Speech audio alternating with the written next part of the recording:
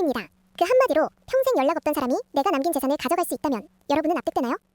2019년 11월 가수 구하라 씨가 세상을 떠났습니다. 그런데 장례 이후 언론에 보도된 내용이 큰 논란이 됐죠. 어릴 때 떠났던 친모가 상속을 주장했다. 여기서 문제가 터집니다. 우리 민법상 상속은 얼마나 잘해줬는지보다 법적으로 가족인지가 먼저였거든요. 즉, 부모가 자녀를 키우지 않았더라도 법정 상속인으로 들어올 수 있는 구조였습니다. 사람들이 분노한 지점은 딱 이거였어요. 필요할 땐 없던 사람이 마지막엔 부모라는 이유로 상속을 가져간다고? 이 사건은 단지 연예인 개인의 가족사로 끝나지 않았습니다. 비슷한 사례가 계속 있었거든요. 점점 사회에는 불만이 쌓입니다. 가족이면 무조건 상속받아야 하나? 부양 의무를 저버린 사람에게도 권리가 남아야 하나? 그리고 이 여론이 쌓여 국회 차원으로 이어지고 결국 법이 움직입니다. 2024년 4월 25일 헌법재판소 결정 이후 제도 개선 필요성이 더 커졌고 같은 해 9월 민법이 개정됩니다.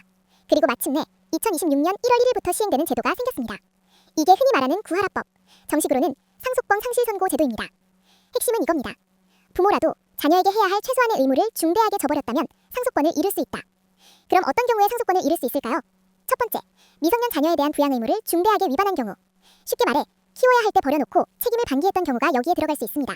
두 번째, 피상속인 또는 그 배우자나 직계비속에게 중대한 범죄를 저질렀거나 심히 부당한 대우를 한 경우. 학대, 폭력, 심각한 가해가 있었다면 단순히 가족이라는 이유로 상속을 인정하기 어렵다는 취지입니다. 그런데 여기서 아주 중요한 포인트가 있어요. 이 법은 자동 박탈이 아닙니다. 반드시 가정법원에 청구해서 법원이 판단해 상속권 상실을 선고해야 합니다. 절차는 두 갈래로 갑니다. 첫째, 유언이 있는 경우. 피상속인이 공정증서 유언으로 이 사람은 상속권을 잃게 해달라는 의사를 남길 수 있고 유언 집행자가 가정법원에 청구합니다.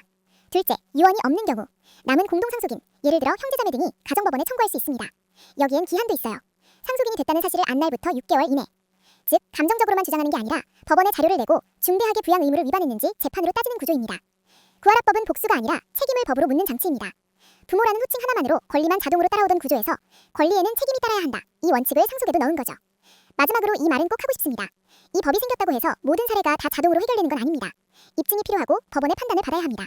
그래서 만약 비슷한 상황이 걱정된다면 평소 부양 여부를 보여줄 자료, 연락 단절, 양육비 미지급 기록, 주변 진술 같은 것들이 결국 중요한 근거가 됩니다. 구하라 사건이 남긴 질문은 무겁습니다. 가족이란 무엇인가?